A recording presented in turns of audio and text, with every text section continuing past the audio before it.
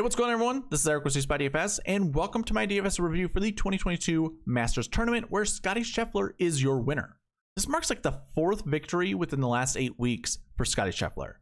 It's insane how much of a heater this guy's on. He gets his first major championship win, and it really didn't look like he broke a sweat doing it. It's remarkable.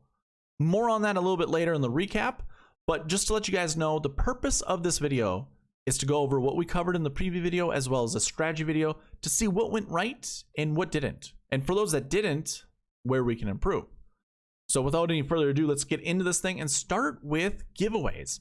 Now, I like to run a giveaway every single week, and it actually requires us to hit a goal before I run it. This week's goal was 350 subscribers. We're 8 subscribers away, despite my last-ditch efforts on Twitter to try to get more. Now, the reason I put a goal is because I want you guys to participate. And if you guys do participate and we hit that goal, I want to reward you guys for helping me out. So it's my way to help out and give for those that, you know, want to see this channel grow. Now, the fact we didn't get 8 new subscribers can tell me a few things. Maybe the content isn't good enough for these guys. Maybe they aren't aware of this giveaway. That's a possibility. Or it's just annoying to them that, you know, giveaways like this exist, which I understand. I was that type of person too before I became a content creator. So in order to grow this channel, there needs to be incentive. So this is my incentive for you guys. If you want to win $30, be subscribed and comment on any of my videos week in and week out, and I'm going to give you a chance to win money. It's as simple as that. So, and if you look at the analytics of my videos, I think I had 300 some viewers on my Prize Picks video. 70% of them are not subscribed to the channel. So we could have easily got those subscribers, eight subscribers out of that audience to hit this goal. So unfortunately we didn't. What I'm going to do is I'm going to run the same giveaway next week, but it's only going to be for $25. And all your entries from this week and the weeks prior to all are getting pushed to next week's giveaway. So I'm not gonna remove any of your guys' past participation. Everything counts. It's all going towards the next giveaway. So hopefully we can get 8 new subscribers during the RBC Heritage. You know, tell your friends about it. Tell your family. Let's try to get 8 new subscribers, and we'll run this giveaway for $25 next week. Now, there was another one that I was running, was a Prize Picks giveaway. If you wanted to try Prize Picks out, all you had to do, sign up using the promo code SweetSpot and put $20 in your account. I was going to give you $20. That way you can play for free. And Prize Picks is going to match your deposit up to $100. So your 20 turns into 40, and it doesn't cost you anything except for your sign up information. That's about it. So yeah, there's a link in the description that can get you straight to that sign up page. Super simple. You don't even have to type in SweetSpot. It does it automatically for you. Again, you just got to put $20 in your account, and it's as easy as that. And of course, I was doing the optimizer as well as the cheat sheet this week. That was all provided in the preview and strategy videos. You could see in the description below of those videos links to those. Of course, the optimizer, you had to reach out to me, but either way, it was all provided for you guys. So with that being said, let's go ahead. Let's get into this thing. I think the first thing I want to go, actually, let's do a little bit of a recap. So Scottie Scheffler wins this tournament, right? Now, I heard something really interesting. I was traveling most of this week, so I didn't get to watch a lot of the Masters, but I got to listen to a lot of the Masters through the PGA Tour radio. And I heard something that resonated with me because I feel the same way. If you think about Scottie Scheffler's game, nothing really stands out that's above the rest of his game. And here's an example. Rory McIlroy, when he's on top of his game, his driver is way better than everyone else's, and his irons, his wedge game, is putting everything within 5-10 feet. That's when Rory's on top of his game. And as long as he putts to like a baseline of 0, you know, like if he's just making the average amount of putts everyone else is in the field, Rory's gonna just obliterate that tournament. And then if we go to Cam Smith, it's almost the opposite. Cam doesn't really dominate off the tee, but his short game is so remarkable. When he's chipping and putting, you know, everything to a foot, if not inside the hole, it's really difficult to beat Cameron Smith. And we've seen that in a lot of his victories that he's won. And then we can even scroll down to like a Colin Morikawa. What is Colin really good at? He's really good at his iron game. He sucks at putting, but he's super good with his irons, and he's pretty straight off the tee. And again, you go through a lot of these names, pick out a glaring strength and a glaring weakness. And as long as their weakness kind of comes to average, they're going to win tournaments. Scottie Scheffler, on the other hand, everything is just good. You know, he's good off the tee, he's good on approach, he's good around the green, and he's good with his putter. Nothing is like he's going to be like, put it this way, he's not going to be inside the top 10 for a lot of his stats, but he's going to be within inside the top 20. And it's going to be for all of his stats. He's going to be inside the top 20 for driving, top 20 for approach, so on and so forth. You get the drift. And I think that was on full display. Like, you can't really find a super huge weakness. I thought he was extremely creative. That would have been one knock I would have had on him, you know, even like 2 weeks ago, maybe even 3 weeks ago, because it didn't look like he played many, like the tournaments that he had won. It didn't really look like you needed that much creativity. Just hit the ball straight and hit it away from trouble. But Scottie Scheffler showed a lot of creativity at the Masters. And he fended off Cam Smith, which unfortunately, like, I was a huge Cam Smith supporter this week. He just couldn't get anything going Sunday. He had his 2 birdies right away. He closed that lead to 1 shot. There's 1 shot separating Scottie Scheffler and Cameron Smith. And then they get to hole 3. They both hit the same drives. They basically both hit the same approach shots. But then Scottie Scheffler makes his chip for birdie. And then Cam Smith can get up and down for par. He ends up making bogey. There's a 2-shot swing there. So what Cam had gotten back within those first 2 holes, he just gave it straight away on hole 3. And then he just wasn't the same. I mean, he was all over the place the entire day. He had chances, but then he basically, I'm not going to say choked him away, but he just, I don't know. He played some of the holes really dumb. He hit a lot of drives that put him in bad positions. It was unfortunate. So basically, Scottie Scheffler, like I said, he didn't look like he even broke a sweat. He was able to get through most of this tournament without much of a challenge. Really, the only challenge was against him and the golf course. That was it. But yeah, it was truly remarkable what Scottie Scheffler did. Now, another quick recap. We'll talk about this when we go over the buckets. But if we look at the salaries at the top of this leaderboard, the top 10, you can see 1, 2, 3, 4 guys were 10K golfers. Then we saw 2 guys 9K and 2 guys 8K, leaving 3 remaining golfers inside the top 10 less than 8K, which means the cream really rose to the top. And obviously we knew we were going to get that with the Masters. We see a lot of the same names.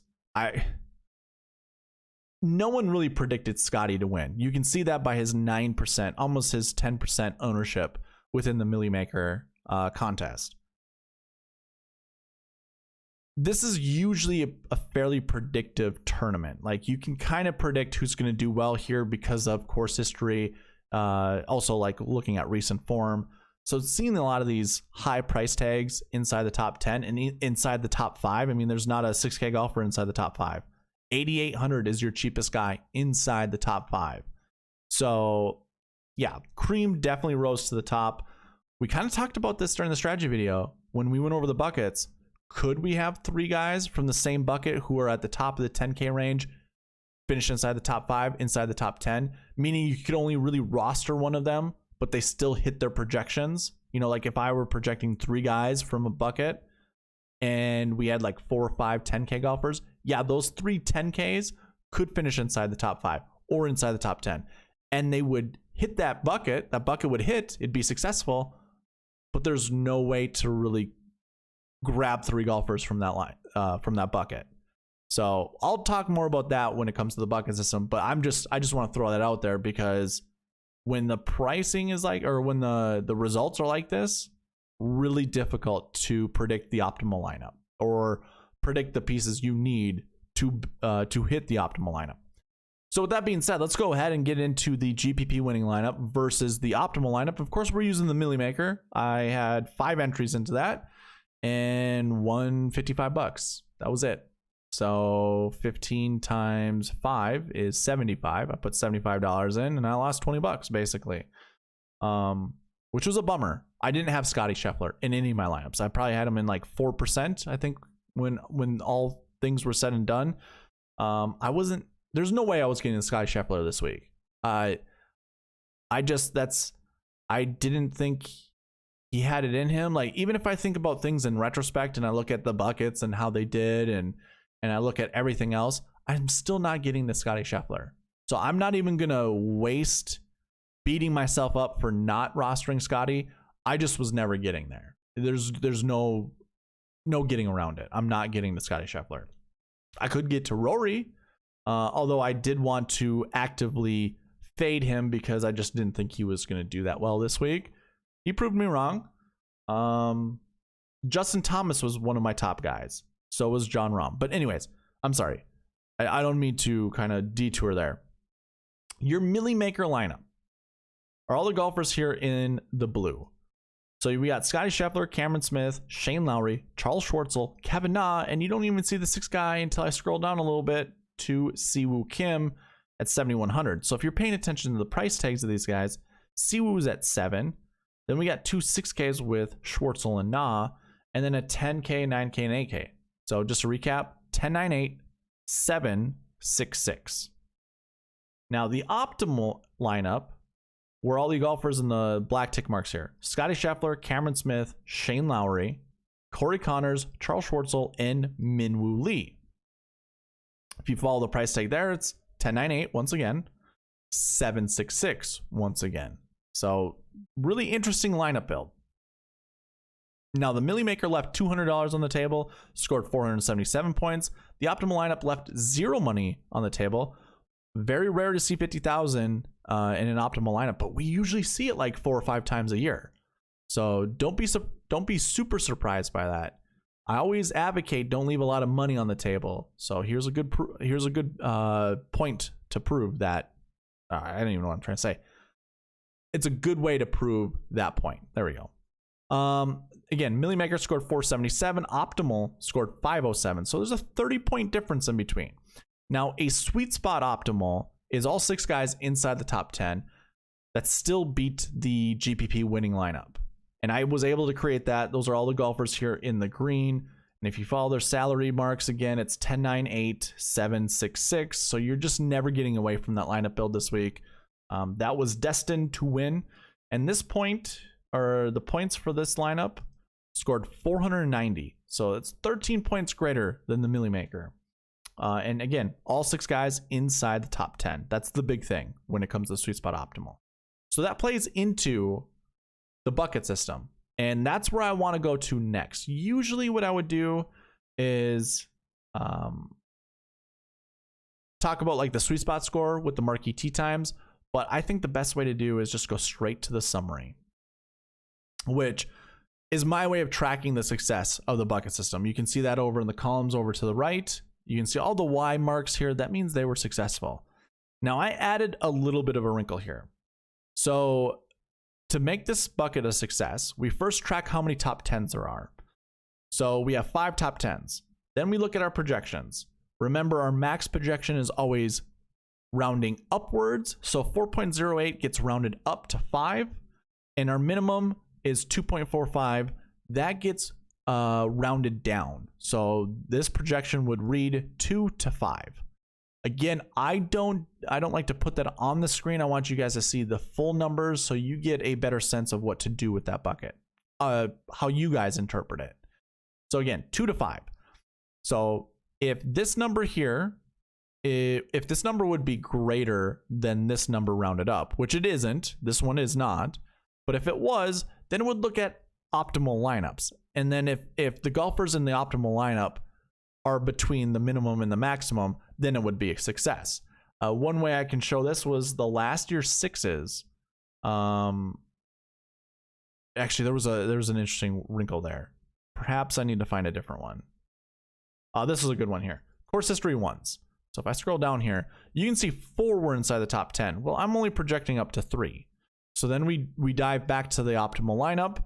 And if this number, as long as it's not less than this number rounded down, which obviously this is 1, so it's actually the exact as the minimum. So it hits. This one is successful. It's successful, but it has to be between these two numbers if this one is not. If this one does not succeed. Here's the wrinkle. I'm sorry, long story. If we look, top 10s, this number here, 0, is actually less than 1, and it's not greater than this number. So then we would go to the optimal lineup, which there is 1 golfer in that bucket, but you can see this is 0 to 2, or this is 1 to 2, technically. I've been telling you guys through the strategy videos, if this number is not greater than 2, the minimum is always 0. So I had not added that to my buckets before. Now, I didn't go back to see which ones would have changed, but this is truly looking 0 to 2. So I just want to throw that out there so you guys aren't, calling me out and saying, wait a minute, that bucket doesn't look like it's successful at all. Well, my projection is 0 to 2. So as long as, the top 10 and the optimal lineup fall in between that, it's a success. And this is how I put it on the optimizer as well. So if you got the optimizer for me, this would have been the minimum was 0, the maximum was 2. I've just been doing this long enough to know that you can't really trust a bucket if it's not greater than 2 on the maximum projection. So that's why I have it that way. So all that being said, when we look at the buckets, all of them were successful except for 3. Our recent form 5s, which is that 80 plus, I was only projecting somewhere between 0 to 1. Now, yeah, we got that with the top 10s, and we also got that with the SweetSpot Optimal, but we did not get it with the Optimal, so that's why it failed. When we look at strokes gained 2, we projected somewhere between 1 to 3. This one truly failed because none of them even had the numbers here. But if we look at strokes gained 5, we fall in that same mark. We're only looking at 0 to 1, but we had 1 inside the top 10, 2 in the optimal lineup, but only 1 in the SweetSpot Optimal.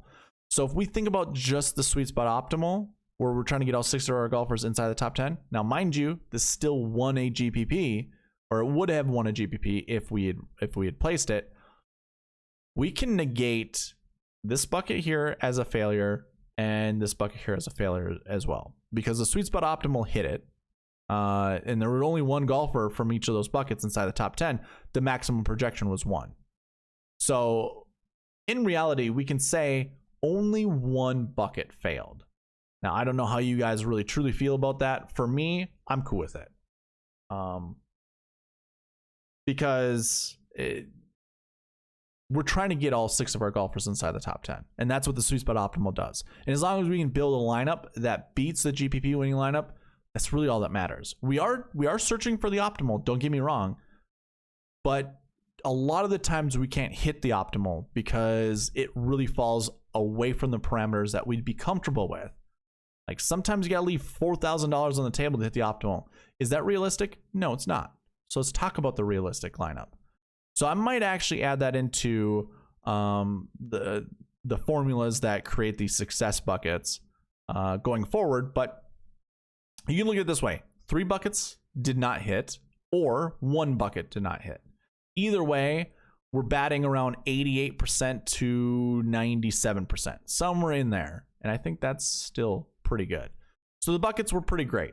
And we'll build lineups here shortly to see if we could actually create one of these lineups that follow the buckets to take down a GPP.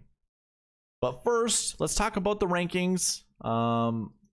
If you remember this in the strategy video, we talked about the top 20 golfers here, and we know that these rankings go into the optimizer and how it drives the optimizer.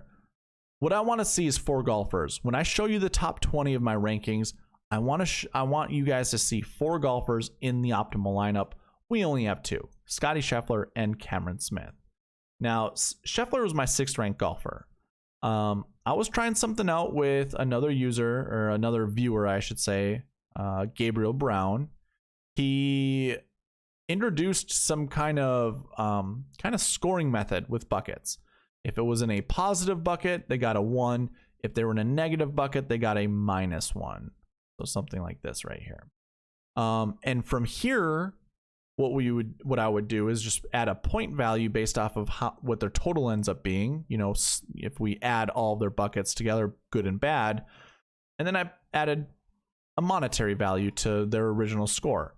So Scotty Scheffler now, here's the new ranking over here. He was 4th if I follow that model from Gabriel.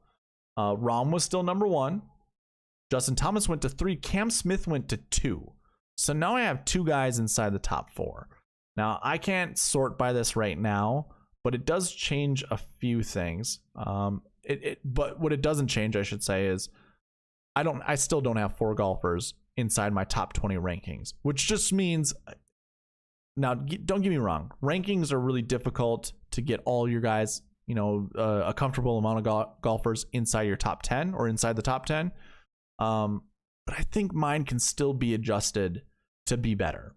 And that's just all going to come with the database that I'm building and the website that I'm also building. Being able to look at, you know, tough golf courses like this one to accurately predict what some of these golfers are going to do on those types of golf courses based off of what they've historically done, I think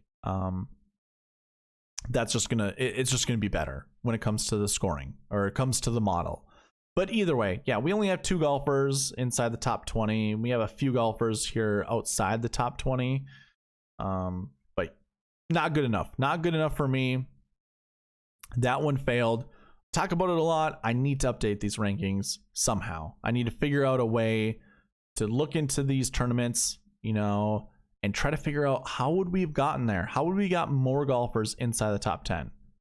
Or in the optimal lineup within my top 20 rankings. So we'll figure that one out as we go. Now, what I like to do with this is then go into Marquee Tee Time pairings and try to figure out, based off of their tee time pairings, can we find optimal lineups or golfers in the optimal lineup from these groupings? Usually, so if we highlight this, we talked about this in the strategy video, so if you want to go back there and check it out, highly encourage you guys to. That way you can see I'm not blowing smoke. We had 7 Marquee Tee Time pairings. Now I gave you the what I like to do with that is basically divide that number in half. So 7 divided in half is 3.5. I didn't really determine if I wanted to round down or round up, but you could take 3.5. That's how many golfers I would expect to be in the optimal lineup within the Marquee Tee Times. Well, we only have 2.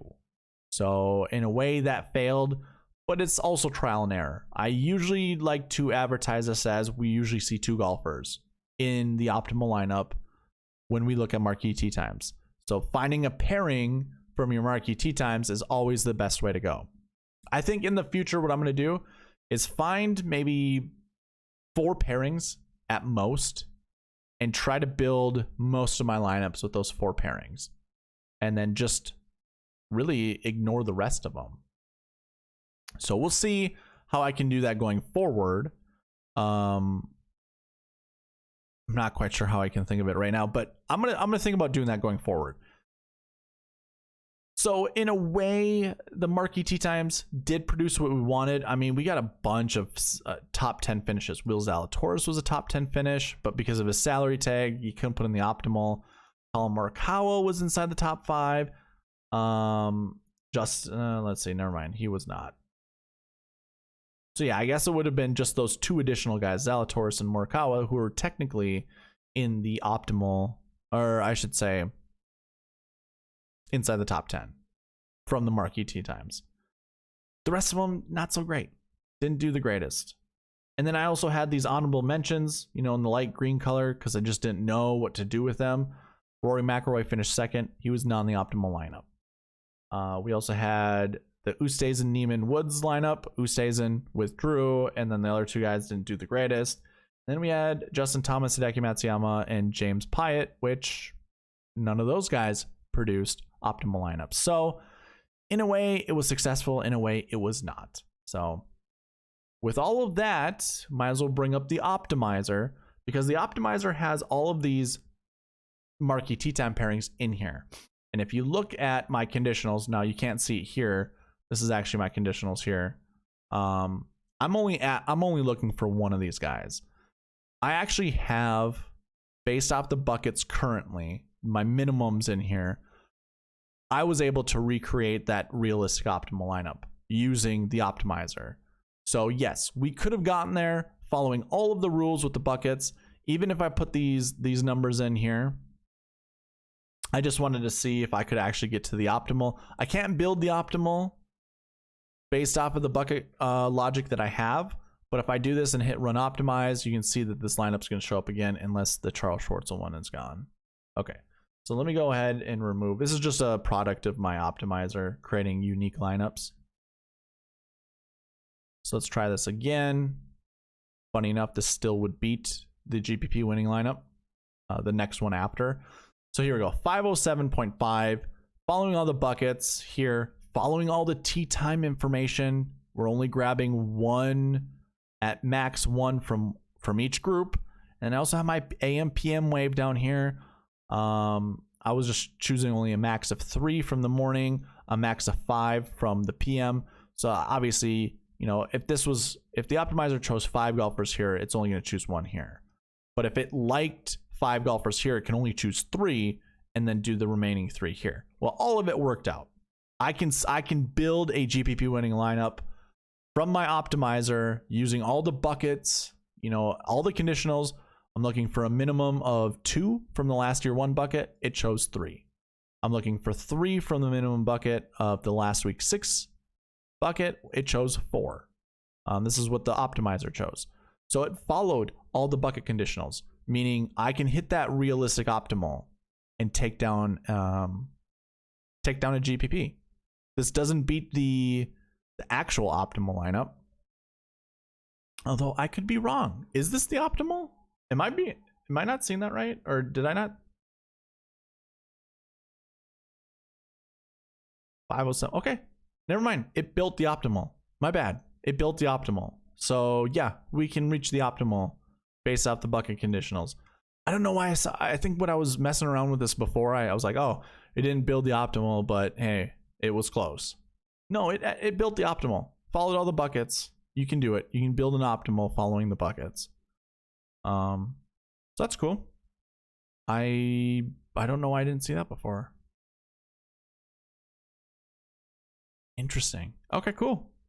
So yeah, this week we could have built the optimal lineup following all the bucket conditionals. We didn't. Most of mine comes from the metric. Right now it's using DraftKings points, and that's why it's getting here. But yeah, I mean, if Scottie Scheffler, if he would have been the top ranked guy for me, then the optimizer is going to select him. But like I said, he was technically my 4th ranked guy because I used the rankings over here. So you weren't given this if you were looking at the cheat sheet. Your score would have been different and your rankings would have been slightly different, but it didn't change a lot. It did change some, and some to where I liked. Like Rory ended up going from 7th to 9th, which again, if you're just following along online, you can see that. I like that. That felt good. Same applied for Xander Schauffele. He went from 8th to 5th, so he moved up. I like that too, but obviously Xander did not play that well, so there needs to be a little update with the scoring. So yeah, that was oh well, that's fine. Like I said, I'm never getting to Scotty. Here's your ownership from top to bottom and your results. You had 2 guys in the optimal lineup within the top 10 of ownership. Just going to show that you don't want to just blindly fade ownership. Yeah, Scottie Scheffler was very low owned, but you still had Cam Smith at 21% and Corey Connors at 17%. They were inside your top 6 of ownership. Yeah, your big ones were Min Woo Lee and Charles Schwartzel. That's going to happen every single year. Every single tournament, find your 6K golfers, because they're always going to be low owned. Those are going to be your Those are going to be your golfers that are ultimately going to decide if you win a GPP or not. All right. I got nothing else. I want to keep this video under 30 minutes, so I'm just going to bid adieu. We can't do it. Shoot. Anyways, I've got nothing else. A reminder, the giveaways will be going towards next week. Didn't get to the $30 winner this week. Hopefully we can get to 25 bucks next week. Throw that on the screen really quick. And then obviously if you haven't signed up for Prize Picks, there's a link in the description below. Sign up with that. Put $20 in your account and I'm going to give you your $20 back. All right, guys. I got nothing else. Hopefully you guys did well this week. Again, I wasn't on Scottie Scheffler, so there's just no way I was getting there. But yeah, we'll try to run it back at the RBC Heritage and see how well we do. Thank you guys for watching. Please leave a like, comment, subscribe, all that good stuff, and I'll see you in the next one. All right, bye.